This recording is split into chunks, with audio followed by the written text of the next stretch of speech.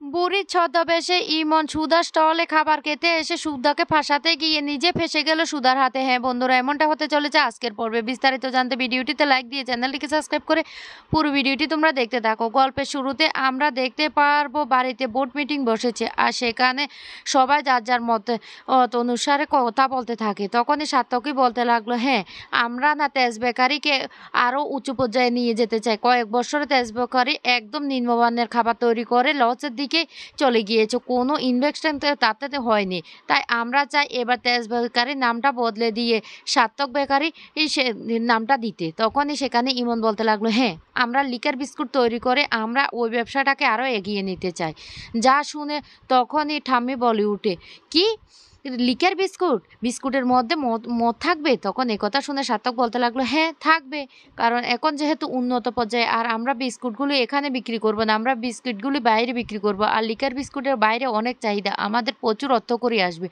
এত বছর পর্যন্ত তো বিভিন্ন ধরনের বেকারি বিস্কুট তৈরি করেছি, কী লাভটা হয়েছে, কী লাভটা হয়েছে ঠাম্মি বলুন তো। তখন সেখানে একজন বলতে লাগলো, বাহ ভালো কথা তো, আমারও না বেশ ভালো মনে হচ্ছে, এই ব্যবসাটায় আমরা লাভবান হবো। তখনই এই ঠাম্মি তখন বলে উঠে, না না এটা আমরা করব না, আমাদের তেজ বেকারির একটা সুনাম আছে, সেই সুনাম আমরা কিছুতে নষ্ট হতে দেব না। আমরা সবসময় মধ্যবিত্ত মানুষের কথা মাথায় রেখে কিন্তু আমরা তেজ বেকারিটা চালিয়েছি, আর এখন যদি এই কাজটা করি তাহলে তো দুর্নাম হবে। তখনই এই কথা বলতেই ইমন বলতে লাগলো, কেন কেন সব সময় তো এই বিস্কুটগুলি মানুষ খেয়ে এসেছে, তাহলে এখন বিস্কুটগুলি খাওয়ার পরে কোম্পানিটার অবস্থা কি হয়েছে? সুধা তখন বলতে লাগলো, না আমরা এইভাবে আমাদের কোম্পানি মান সম্মান বিসর্জন দিতে পারবো না, কারণ তেজ বেকারি নিয়ে মানুষের একটা গর্ব আছে, মানুষ তেজ বেকারির সাথে খুব আগে থেকে পরিচিত। তখন ইমান হঠাৎ করে বলে উঠে, কেন লিকার বিস্কিটে কি অসুবিধা আছে? তোমার স্বামী তো দিন রাত সেই লিকারের মধ্যে ডুবে থাকে, তাহলে তুমি এখন বড় বড় কথা বলছো কেন? তখন তেজ রেগে যায়, রেগে গিয়ে বলতে লাগলো, পার্সোনাল ব্যাপার না, এইভাবে বোর্ড মিটিংয়ে তোলার অধিকার তোমার নেই। তখন সুধা বলতে লাগলো, না না আমরা এটা কিছুতে মানবো না, কারণ তেজ বেকারি সবসময় একটা সম্মানের সাথে দীর্ঘদিন ধরে ব্যবসা করে এসেছে আর মানুষের আস্থা আছে তেজ বেকারির উপর। তাহলে তখন এই কথা শোনার সাথে সাথে সুধার পক্ষে অনেকজন সমর্থন করতে থাকে। তখন তেজও বলতে লাগলো, আমরা চাই আমাদের এই তেজ বেকারিকে আবার ঘুরে দাঁড়ানোর চেষ্টা করছি। তখন সেখানে থাকা একজন বলতে লাগলো, তাহলে ঠিক আছে, আমরা দেখি সার্থক বেকারির যে কয়জন আছে হাত তুলুন। তখনই 6 জন হাত তুলে। তখন বলতে লাগলো, তাহলে তেজ বেকারির সমর্থনে কয়জন আছেন আপনারা হাত তুলুন তো। তখন এদিকেও 6 জন তুলে। তখনই সৃজনবাবু বলতে লাগলো, ঠিক আছে, দুদিকে যেহেতু সমান সমান হাত উঠেছে তাহলে আমরা একটা সিদ্ধান্ত উপনীত হই, কারণ আমরা স্বামী স্ত্রী কোনো পক্ষে থাকবো না, আমরা নিরপেক্ষ থাকবো। এই দুই বেকারির মধ্যে একদিনের মধ্যে যে বেকারি সব থেকে বেশি সেল হবে আমরা তার হাতে তুলে দেব এই কোম্পানিটা। এই কথা শোনার সাথে সাথে সার্থক তখন বলতে লাগলো, আপনারা কি বলতে চাইছেন? আমরা তো বুঝতে পারলাম না। তখন সৃজনবাবু বলতে লাগলো, না বুঝার এখানে কি আছে, আমরা তো এটাই বলতে চাইছি যে একদিনে একদিকে থাকবে লিকারে বিস্কুটের স্টল, আরেকদিকে থাকবে সেই তেজ বেকারির যে বিস্কিটগুলি সেগুলি। একদিনে যাদের স্টলে সব থেকে বেশি ইনভেস্টমেন্ট হবে তারাই হবে এই কোম্পানির মালিক।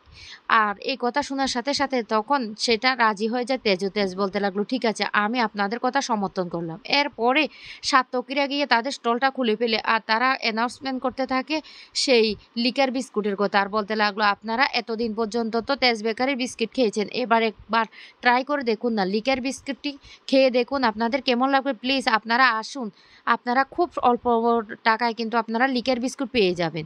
তখনই লোকজন বলতে লাগলো, হঠাৎ করে রাস্তার ধারে লিকার বিস্কুট পাওয়া যাচ্ছে, একবার খেয়ে দেখি তো। এবারে লোকজন সবাই সেদিকে যেতে থাকে।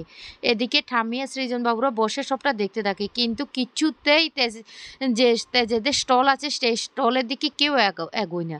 তখন তেজ আর সেখানে সবাই বলতে লাগলো, একবার এসুন মুচমুচে সেই গজা খাজা দিয়ে আপনারা চাটা খেয়ে দেখুন, সুদাময়ী। এই কথা বলতে লোকজন তখন বলতে লাগলো, যেখানে সুদাই নেই সেখানে সুদাময় স্টল খুলে ওরা ব্যবসা করছে, আবার মানুষের সাথে বোকা বানানোর চেষ্টা করছে। চলো চলো, দরকার নেই, বরং তার থেকে ভালো আমরা লিকার বিস্কুটটা খাবো। এই বলে সবাই লিকার বিস্কুটের স্টলের দিকে এগিয়ে যায়। আর তখন ঠাম্মি বলতে লাগলো, তেজের স্টলেতে একদম বেচা কেনা নেই, সব তো দেখলাম লিকার বিস্কিটের দিকে চলে যাচ্ছে। এদিকে বাড়িতে গণেশ ঠাকুরের সামনে বসে সুধা বলতে লাগলো, ঠাকুর তুমি তেজকে জিতিয়ে দিও, কারণ ঠাম্মি তো দীর্ঘদিন চাইছে যে তেজই এই বেকারির মালিক হোক।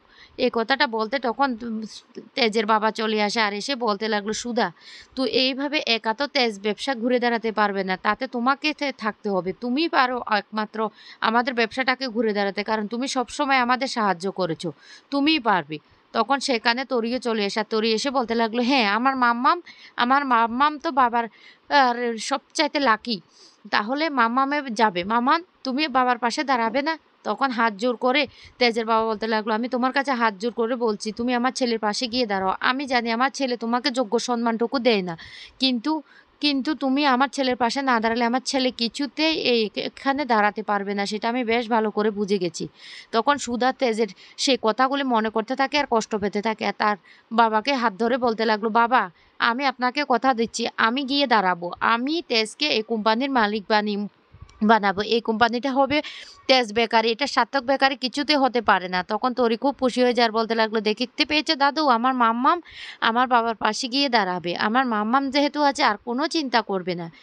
এইদিকে তেজের সাথে দাঁড়িয়ে সে বলতে লাগলো, তেজ এই কোম্পানির নামটা আমরা বদল করে দিলে কেমন হয়, সুধা নামটা আমরা বদল করে দিস, সুধা নামটা শুনে না লোকজন আসতে চাইছে না। তখন এই কথা শুনে তেজ বলতে লাগলো, না না কিছুতেই সুধা নামটা বদল করা যাবে না, কারণ এই তেজ বেকারের পিছনে যে সুধার হাত কতটা সেটা লোকজন জানে, তাই এটা যদি আমরা বদল করি তাহলে আমরা কিছুতেই এগোতে পারবো না, না না আমাদেরকে সুধার স্টাইলে ব্যবসাটা করতে হবে। এই বলে সুধার যে রেসিপিতে এই তেজ সেখানে চা তৈরি করে আর বলতে লাগলো, প্লিজ আপনারা একবার গজা খাজাগুলি খেয়ে দেখুন, দেখুন চাটা একবার খেয়ে তাহলে আপনারা বুঝতে পারবেন। তখন লোকজন বলতে লাগলো, সুধা কোথায়, সুধাকেই তো আমরা চিনি। তখন সেখানে তেজের গার্লফ্রেন্ড বলে উঠে, আমি নতুন মুখ এবার থেকে তেজ বেকারি। তখন বলতে লাগলো, না না এই তেজ বেকারির একমাত্র মুখ ছিল সুধা আর সুধাই থাকবে, সুধার জায়গা কেউ নিতে পারবে না। তখন তেজ এসে বলতে লাগলো, প্লিজ আপনারা একবার চাটা খেয়ে দেখুন। তখন ওরা বলতে লাগলো, ঠিক আছে দাও একবার খেয়ে দেখি। এই বলে চাটা খেয়ে বলতে লাগলো, না চাটা তো মন্দ হয়নি, চাটা তো দারুণ হয়েছে। তখন তেজ মনে মনে বলতে লাগলো, সুধা তুমি আমার পাশে থাকো আর না থাকো, কিন্তু তোমার রেসিপিতে চা করেছি সেই জন্য আজকে লোকজন পছন্দ করছে। এদিকে সুধা বাড়িতে নিজের হাতে বিস্কিট তৈরি করতে ব্যস্ত আর বলতে লাগলো, আমাকে আর সে আগের স্টাইলে ফিরে যেতে হবে, না হলে লোকজন কিছুতে আমাদের স্টলে আসবে না।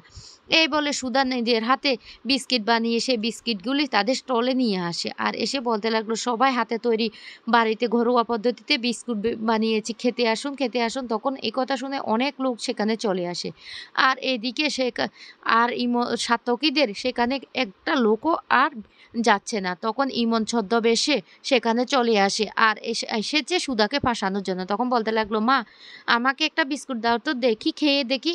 তখনই সুধা একটা বিস্কিট দিয়ে সেই বুড়ি ঠাম্মিটাকে, আর বুড়ি ঠাম্মিটা বিস্কিটটা হাতে নিয়ে বলতে লাগলো, দেখো দেখো বিস্কিটের মধ্যে কাচের গুঁড়ো। তখনই লোকজন সেখানে সুধার উপর অনেকটা রেগে যায় আর বলতে লাগলো, আপনি এটা কিভাবে তৈরি করেছেন, এখন তো মানুষের জীবনহানি হতো।